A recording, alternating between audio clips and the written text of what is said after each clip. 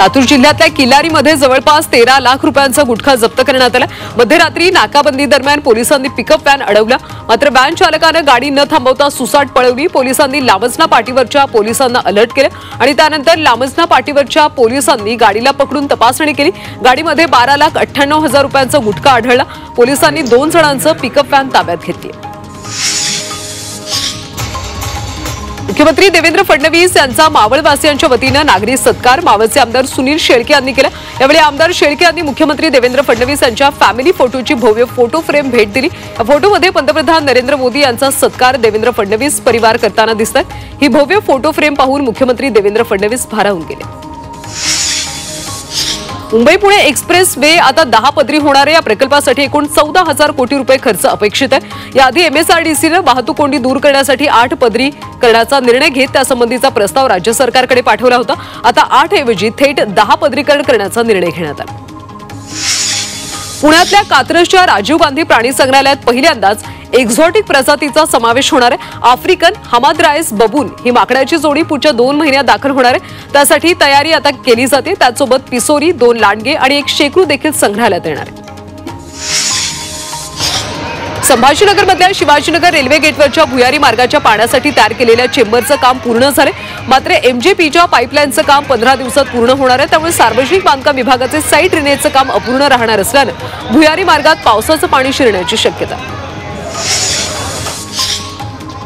संभाजीनगर महानगरपालिकेने पावसाळ्यापूर्वी शहरातले धोकादायक इमारतींबाबत कठोर भूमिका घेतली। महापालिका हद्दीतल्या 47 जुन्या आणि धोकादायक इमारतींपैकी 18 इमारती जमीनदोस्त करण्यात आल्या, तर उर्वरित 29 धोकादायक इमारतींमधल्या रहिवाशांना नोटिसा बजावून सतर्क करण्यात आल्या। संभाजीनगरमधल्या जल आणि भूमी व्यवस्थापन संस्था असलेल्या वाल्मीमध्ये 3 अधिकारी महासंचालकांच्या रडारवर आहेत। वाल्मीमध्ये मोठा आर्थिक गैरव्यवहार झाल्याच्या तक्रारी शासनाकडे प्राप्त झाल्यात। या आर्थिक अनियमिततेची चौकशी जलसंधारण आयुक्तांच्या मार्गदर्शनाखाली सुरू आहे। तसंच यातून आणखी काही लोकांवर कारवाईची शक्यता आहे। नाशिकच्या मालेगावमध्ये गोवंश जनावरे चोरी करणाऱ्या 7 जणांच्या टोळीला जेरबंद करण्यात आले। मालेगावच्या स्थानिक गुन्हे शाखेच्या पथकाने ही कारवाई केली। या प्रकरणी पोलिसांनी टोळीकडून 1 कार जप्त केली आहे। साताऱ्याच्या पळशी इथं ग्रामसभेत दारूबंदीचा ठराव मंजूर करण्यात आला। या पार्श्वभूमीवर अवैध दारू विक्रीवर म्हसवड पोलिसांनी कारवाई केली। पळशी, देवापूर आणि कारखेल इथं छापे टाकून 2 लाखांची दारू जप्त केली। या देशी विदेशी दारूच्या बाटल्यांचा समावेश आहे। या प्रकरणी 4 जणांना अटक केली आहे। पुण्यातल्या भोरमध्ये 60 शाळा पुणे मॉडेल स्कूल या प्रकल्पांतर्गत विकसित होणार आहेत। उपमुख्यमंत्री अजित पवार यांच्या माध्यमातून जिल्हा नियोजन निधीतून या शाळांसाठी 56 कोटी 92 लाखांची तरतूद करण्यात आली। या प्रकल्पांतर्गत नवीन खोल्या, व्यासपीठ, प्रवेशद्वार, हँडवॉश स्टेशन, शौचालय, संरक्षक भिंती या सुविधा उभारल्या जाणार आहेत। राज्यामध्ये दिवसेंदिवस कोरोना रुग्णांच्या संख्येत वाढ होताना दिसते। राज्यामध्ये 86 नवे रुग्ण सापडलेत। यामुळे रुग्णांची संख्या 1362 वर पोहोचली, तर मुंबईतल्या रुग्णांची संख्या 640 इतकी झाली। पुण्यामध्ये 31, मुंबईत 28, पिंपरी चिंचवडमध्ये 7, ठाण्यामध्ये 6 कोरोना रुग्णांची नोंद झाली। यवतमाळमध्ये तीळ आणि ज्वारीच्या लागवडीच्या प्रमाणात वाढ झाली। खरीपात घेत असलेली तीळ, ज्वारी ही पिकं आता उन्हाळ्यात घेतली जातात। तसंच पीक चांगले येण्याचीही शेतकऱ्यांना अपेक्षा आहे। परभणीमध्ये शेतकऱ्यांची पेरणीसाठी लगबग सुरू आहे। पेरणीपूर्वीच्या कामाला वेग आल्याचं दिसतंय, मात्र पेरणीची घाई न करण्याचं आवाहन शेतकऱ्यांना करण्यात आलं। तसंच 75 ते 100 मिलीमीटर पाऊस झाल्यावर पेरण्या करण्याचं आवाहन हवामानशास्त्र विभागाने केलं। गौतमी पाटील वरुण राजावर फिदा असल्याचं पाहायला मिळालं, त्यामुळेच बेधुंद बरसणाऱ्या पाऊसधारांमध्ये भिजण्याचा मोह गौतमी पाटीलला आवरता आला नाही। मनसोक्त भिजत गौतमीनं गाण्यावर ठेका धरला। तिची ही अवखळता तिच्या चाहत्यांसाठी अनोखी भेट ठरली।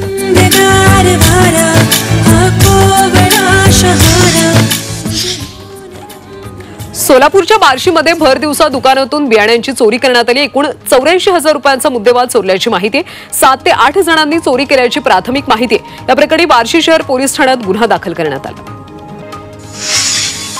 बीडमध्ये दुचाकी चोरट्याला अटक करण्यात आली। या चोरट्यानं संभाजीनगर, जालना आणि बीड या 3 जिल्ह्यातून दुचाकी चोरून नेल्या होत्या। या आरोपीकडून 7 दुचाकी जप्त करण्यात आल्या। बीडमध्ये दागिने चोरणाऱ्या चोरट्यांवर कारवाई करण्यात आली। या प्रकरणी पोलिसांनी 2 आरोपींना अटक केली। हे चोरटे दुचाकीवरून महिलांच्या गळ्यातले दागिने चोरत होते। मुंबईला पाणी पुरवठा करणाऱ्या 7 धरणातला पाणीसाठा घटला। या धरणामध्ये 11% पाणीसाठा शिल्लक आहे, मात्र तो 10%खाली घसरल्यास राखीव पाणीसाठ्याला हात घालण्याच्या हालचाली मुंबई महानगरपालिकेने सुरू केल्या। गेल्या काही दिवसांपासून धरण क्षेत्रात पावसाने दडी मारली आणि त्यामुळे पाणीसाठा घटलाय। डोंबिवलीतल्या काही भागामध्ये शनिवारी संध्याकाळी हिरव्या रंगाचा पाऊस पडल्याची चर्चा रंगली, त्यामुळे पुन्हा एकदा डोंबिवलीतल्या प्रदूषणाचा मुद्दा ऐरणीवर आलाय। एमआयडीसी भागामध्ये कारखान्यातून येणारे केमिकल पावसाच्या पाण्यात मिसळल्यावर असे रंग रस्त्यावर पसरतात। या हिरव्या पावसाचे फोटो सोशल मीडियावर व्हायरल झालेत। राज्यात 15 जून नंतरच मोसमी पाऊस परत पुढे सरकण्याची शक्यता आहे। प्रामुख्याने जूनच्या तिसऱ्या आठवड्यामध्ये पूर्व आणि मध्य भारतात तो वेगाने पुढे सरकेल असा अंदाज आहे। संपूर्ण महाराष्ट्रात मोसमी पावसाची स्थिती 14 जून पर्यंत फारशी चांगली नसणार आहे। सह्याद्रीच्या पर्वतरांगा परिसरातल्या निसर्ग सौंदर्य सध्या बहरू लागले। पुण्याच्या खेडमधल्या चासकमान परिसरात डोंगर हिरवाईने नटलाय। ऊन, सावली, पाऊस असा निसर्गाचा विलोभनीय नजारा या परिसरात सध्या पाहायला मिळतोय। मावळमधल्या लोहगड किल्ल्याजवळ भूस्खलन झाले। सततच्या पावसामुळे किल्ल्यालगतचा काही भाग कोसळलाय। सुदैवाने यावेळी कोणतीही जीवितहानी झाली नाही, मात्र नागरिकांना प्रशासनाकडून सतर्क राहण्याच्या सूचना देण्यात आल्या। सांगलीच्या पलूसमध्ये पावसामुळे आमणापूरच्या ओढापात्राचा मुख्य रस्ता जलमय बनला। या पाण्यातूनच जीव मुठीत घेऊन आसपासच्या गावातल्या ग्रामस्थांनी शेतकऱ्यांना वाट काढावी लागते। गेल्या 5 महिन्यांपासून सुरू असलेल्या ओढ्याचं काम रखडल्यामुळे ही परिस्थिती निर्माण झाल्याचा आरोप ग्रामस्थांनी केला। पिढ्यानपिढ्या किल्ले रायगडावर राहणाऱ्या धनगर कुटुंबाला गड सोडण्यासाठी केंद्रीय पुरातत्व विभागाने तगादा लावला। या वस्तीतल्या नागरिकांना गड सोडण्याबाबत नोटिसा बजावण्यात आल्या। उदरनिर्वाहासाठी करायचं काय असा सवाल करत या कुटुंबांनी घर खाली करण्यास नकार दिला। मुरुड नगरपालिकेचे माजी नगराध्यक्ष मंगेश दांडेकरांनी पुन्हा राष्ट्रवादी काँग्रेसमध्ये प्रवेश केला। खासदार सुनील तटकरे यांच्या उपस्थितीमध्ये दांडेकरांनी आपल्या सहकाऱ्यांसह राष्ट्रवादीत प्रवेश केला। विधानसभा निवडणुकीच्या वेळी दांडेकरांनी शिवसेनेत प्रवेश केला होता। भारतातल्या गरिबांच्या संख्येत मोठी घट झाल्याचं जागतिक बँकेच्या आकडेवारीतून समोर आले। भारतामध्ये आता 5.3% गरीब असल्याचं जागतिक बँकेनं पॉवर्टी अँड इक्विटी ब्रीफ या अहवालात ही माहिती दिली। सन 2011-12 ते 2022-23 या वर्षात 17.1 कोटी लोक गरिबीतून बाहेर आले। मिठी नदी गाळ कंत्राटातल्या 65 कोटींच्या कथित गैरव्यवहार प्रकरणात ईडीनं डिनो मोरियासह 8 जणांना समन्स बजावलेत। डिनोला पुढच्या आठवड्यात चौकशीसाठी बोलावण्यात आल्याची माहिती सूत्रांनी दिली। या प्रकरणी ईडीनं 13 आरोपींसह डिनो मोरियाच्या घरासह इतर 15हून अधिक ठिकाणी शोध मोहीम राबवली होती। सरपंच संतोष देशमुखांच्या हत्येला 180 दिवस पूर्ण झाले, मात्र तरीही आरोपी कृष्णा आंधळे पोलिसांना काही सापडत नाहीये। कृष्णा आंधळेचा शोध पोलीस सीआयडीची पथकं घेतात। बीड पोलिसांनी त्याला फरार घोषित केले। आंधळेची माहिती देणाऱ्याला बक्षीस मिळेल असं देखील पोलिसांनी जाहीर केलं। तुळजाभवानी मंदिर परिसरामध्ये आता प्लास्टिक वापरावर आळा बसणार आहे। राज्याच्या पर्यावरण मंत्री पंकजा मुंडे यांनी स्वतः पुढाकार घेत मंदिर परिसरात नो प्लास्टिक मोहिमेची सुरुवात केली।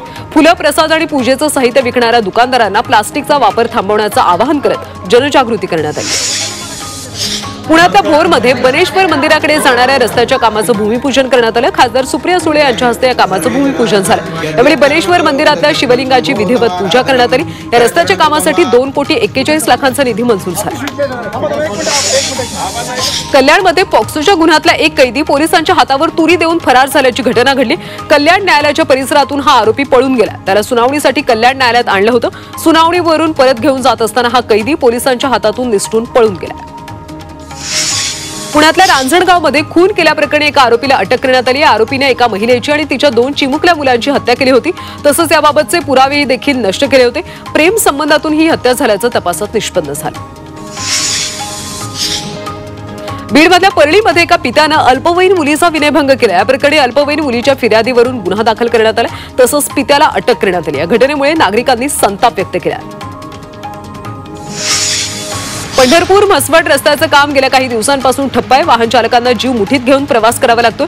तसंच उपरी गावाजवळच्या कासाळ ओढ्यावरच्या पुलाचं काम कमकुवत झालं असून नवीन पुलाचं काम देखील बंद पडले। वारंवार पाठपुरावा करून सुद्धा संबंधित विभागाने कामाकडे दुर्लक्ष केले, त्यामुळे रस्त्याचं आणि पुलाचं काम पूर्ण करण्याची मागणी होती। नाशिकमध्ये बुलेट चोरणाऱ्या एका संशयिताला अटक केली। स्थानिक गुन्हे शाखेच्या युनिट 2च्या पथकाने ही कारवाई केली। 35 सीसीटीव्ही फुटेजची तपासणी करून चोरट्याला पोलिसांनी अटक केली। या कारवाईमध्ये पोलिसांनी आरोपीकडून 6 बुलेट हस्तगत केल्या। वाशीमध्ये हवेची गुणवत्ता धोक्याच्या पातळीवर पोहोचली, त्यामुळे वाशीतल्या नागरिकांना डोळ्याची जळजळ, घशात खवखव अशा समस्या निर्माण झाल्यात। शहरातल्या दुर्गंधीयुक्त वातावरणामुळे नागरिकांच्या आरोग्याला धोका निर्माण झाला। ठाण्यामध्ये बंद असलेली टोईंग व्हॅन सुरू होताच नागरिकांमध्ये संतापाचे सूर उमटले. टोईंग व्हॅन सेवेला ठाणेकरांनी विरोध केला. याच पार्श्वभूमीवर आमदार संजय केळकरांनी ठाणे पोलीस आयुक्त आशुतोष डुमरेंशी चर्चा केली. यावेळी अपेक्षित बदल केल्याशिवाय सेवा सुरू होणार नसल्याचं आश्वासन डुमरे यांनी दिलं.